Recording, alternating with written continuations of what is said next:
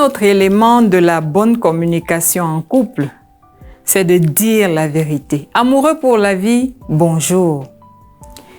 Imaginez l'hypocrisie atteindre votre intimité, c'est-à-dire faire semblant à la maison, dans votre nid d'amour. Dire une chose et faire son contraire, c'est trop bizarre, n'est-ce pas? Quand vous êtes hors du foyer, il peut vous arriver de faire semblant avec certaines personnes malveillantes. Ça, c'est normal. Mais quand on arrive chez soi, dans sa zone de confort, ne pas pouvoir être à l'aise, continuer à faire semblant, cela frise le ridicule.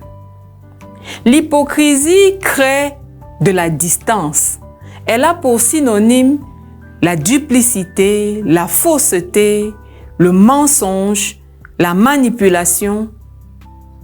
Il est important de dire la vérité. Il faut dire la vérité, mes amis. La vérité, c'est ce qui est réel. C'est ce qui est authentique.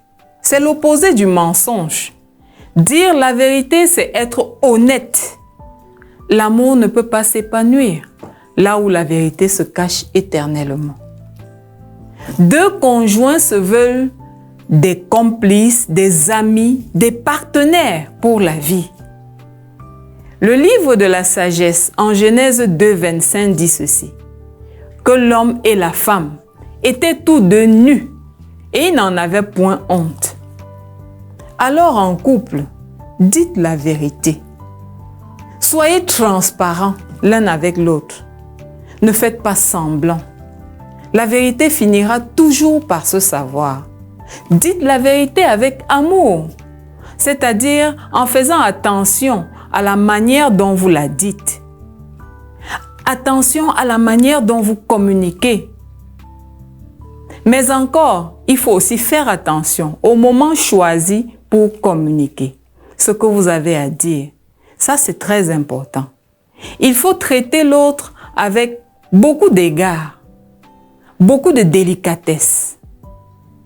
Likez, partagez, posez des questions en commentaire. Nous allons interagir ensemble. En couple, visons toujours l'idéal divin.